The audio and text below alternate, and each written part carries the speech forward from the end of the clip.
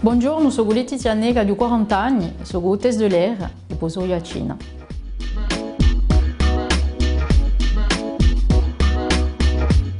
A Corsica per me è tra una donna e un piatto.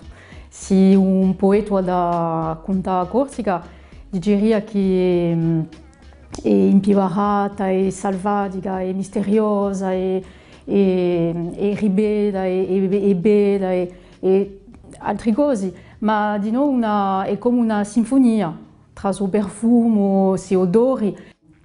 È una sinfonia che vi porta, che vi fa crescere, che vi fa sognare, che è un canto di sirene, per esempio.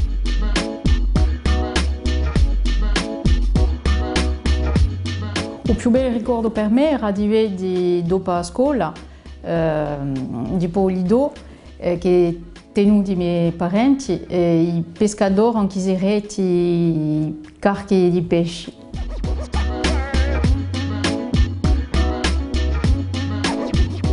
Il luogo per me è il chemin des crêtes, perché a questa stagione qui, l'inverno, è come i lumi di Natale, anche l'albitri.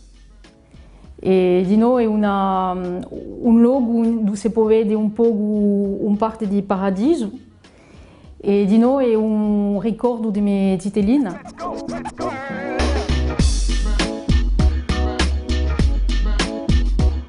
La personalità che è una referenza per me è Babbo, perché vede sempre a vita anche lo sguardo cittadino e poi sempre anche risimbocca e che vede il bicchiere mezzo pieno sempre.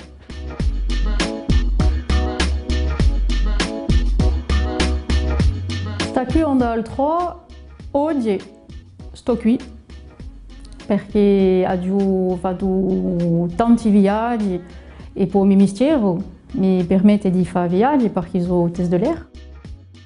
Ma mi sento bene qui, voglio stare qui.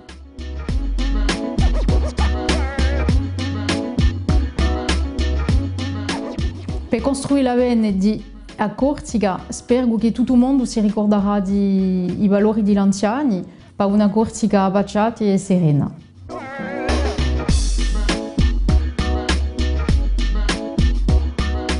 A Corsica è una parola eterna. C'est bon?